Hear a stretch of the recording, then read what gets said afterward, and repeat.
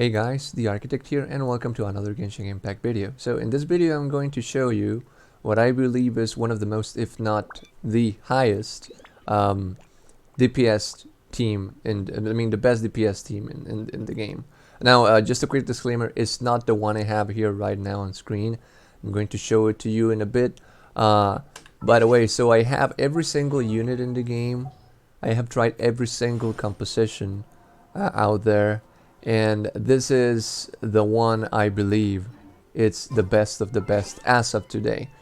Now, there are other units that are, of course, very potent. For example, we have Ganyu, which is, as of today, the highest damage per hit unit in the game. I mean, her crits are ridiculous. But this is the highest DPS, which is damage per second in the game. This team. And I'm going to explain why.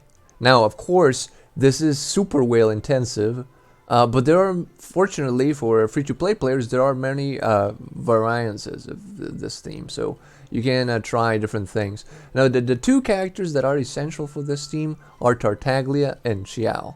Alright, so without those two characters, it's not the same, alright? So I'm going to explain why you should have these two on your team. And why they work so well together. So as you can see on this team, I have two Anemo characters and two Hydro characters, because I want to take advantage of both resonances. Now, why is that important? Is because Xiao will damage himself with his ultimate. That's why we have Jean here, so that she can just spam her ult as soon as Xiao is done and heal everyone. And we also have this increases incoming healing by 30%, so everyone is going to get fully healed when she uses her ultimate. And also we have decreases stamina consumption by 15%, increases movement speed by 10%, and shortens skill cooldown, which is going to be great for Xiao, because not only he's going to be able to move faster and everyone else, also his ultimate is going to have a shorter cooldown. It's just going to be a little bit shorter, but it's still useful. So, Xiao, his damage is insane, as everyone should be aware right now. Now, the problem with Xiao is similar to Tartaglia, and that's why you should put both on the same team, and it's so potent. Is because each one of them compensates for the other's weaknesses. So the problem with Xiao and Tartaglia is that they have downtime. Their DPS is insane. It's the highest DPS in the game. But the problem with Tartaglia, at least Tartaglia C0, even if you have Tartaglia C6, he has some downtime. So when your elemental skill is in cooldown, your DPS is not going to be the same. So the idea behind this theme is that you're going to be rotating between Xiao and Tartaglia, only switching to Mona and Jean to use the ultimate. You're gonna use Jean to heal everyone, and you're gonna use Mona because she has one of the best ultimates in the game when it comes to increasing damage. Yes, I mean, Mona's damage is insane with her ultimate, and her damage increases as well. Now, you should build Jean with enough energy recharge. That is very important, so that she can literally spam her ultimate. With Mona, that's not a problem because Mona is built on energy recharge. I'm gonna quickly show you the artifacts. Now, just a quick disclaimer here. This theme is not done yet. I am going to finish it. It's just that, as you can imagine, the requirements to do what I'm doing, which is to level every single character to level 90, is insane. I mean, the amount of materials you need to level up everything to level 90 is insane. So far I only have Zhongli and Venti almost, and Luke almost in level 90. My plan is to level up everything, but if you want me to show you everything at level 90, feel free to subscribe, and I'm eventually gonna do so. But this is the idea. So the artifacts are not done yet either, but the idea is that you're gonna get 2 Viridescent and 2 Gladiator. That's the best artifact set you can get for him. Now about the stats, so of course it's HP, attack as always on the plum and the flower. Over here you're gonna get attack, anemo damage bonus, and crit damage. Now for Mona, you're gonna be using energy recharge, higher damage bonus, attack. For Jean, you want to be using attack, because her heal skill and attack, and healing bonus. You're gonna be using this. Now, if you don't have enough energy recharge and you find out that you're lacking and like your ultimate doesn't charge fast enough, you can change this for energy recharge. But ideally, you should have enough in your substats so that you can literally spam your ult without having to use an energy recharge sands. And now for Tartaglia, as most DPS, you're gonna go with attack, higher damage bonus, and crit rate. Alright, I have this purple one because I still don't have a gold one. Alright, so those are the artifacts that you're gonna be using. Now about weapons, one of the best weapons in the game for Tartaglia is literally this. This Rust rank 5 out DPS's even the Skyward Harp. I already did the math, already did several tests, and it does. Alright, if you have Skyward Harp R5, then yeah, this is gonna be best, but not by a lot. So it is actually better to do this. Stay with Rust. If you have Rust R5, that is the best weapon right now for Tartaglia. Now for Jean, it's gonna be Aquila Favonia.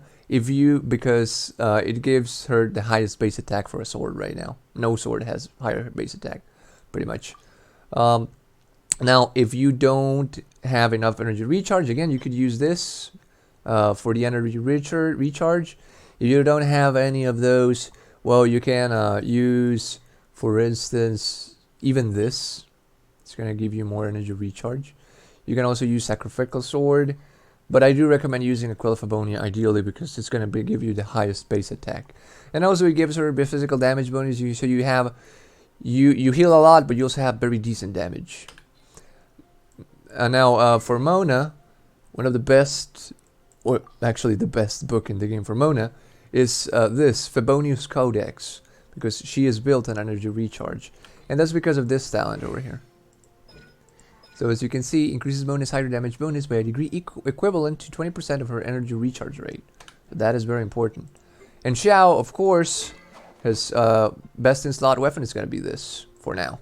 Now this is as of today. And of course there will be other weapons in the future, but for now this is the best in slot weapon in the game for Xiao. I still don't have it maxed out, but I will soon. And yeah, that's the idea. So what you're going to be doing with this team is you're going to be spamming. First you're going to use Tartaglia. You're going to use his normal attack. Then you're going to switch to Xiao. You're going to use his elemental skill. And once you're done with that, now of course, before you do all that, you're going to be using Mona. So you use Mona ultimate. Then you switch to Tartaglia. And Tartaglia, because both are Hydro, he's gonna charge Mona's ultimate really fast. So you should already be familiar at this point with how does energy recharge works. So if you have if you get elemental particles, the other characters of the same element will get a bonus of that. So when you're using Tartaglia as main DPS, Mona is gonna recharge faster. When you're using Xiao as main DPS, then Jean is gonna recharge faster. That's how it works.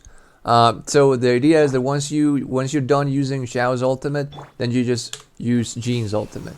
If you are unable to pop up Jean's ultimate by the time Xiao is done with his, then it means that you need more energy recharge on Jean. Jean is only gonna be a healer here. So that's the idea. She can still deal some decent damage, but the idea is that your main DPS, your big top DPS is gonna be Tartaglia and Xiao. And guys, there is literally no team in the game with higher DPS than this as of today.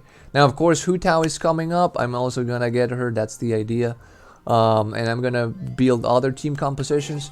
If you like this sort of content, feel free to subscribe. I'm gonna be doing lots of builds with every single character in the game. Now, I know this is super well intensive, but there are ways to. I mean, right now only Xiao and Tartaglia are actually necessary for this team. If you don't have them, well, there's other things you can do. For instance, you could use Barber instead of Jean as a healer, or you could even use Chi-Chi. Right, that would be another thing. The problem is that you would lose the Anemo Resonance bonus with that. That would be the downside. Now, if you still want the Anemo bonus, you could use Venti, but that would still be very well intensive. So you could use Sucrose if you want. All right, so that would be an alternative. Another alternative to this team is if you use Xingqiu, which can heal you, and you use Sucrose right here. That would be a less whale-intensive alternative. Now, and you will still get both resonance bonuses.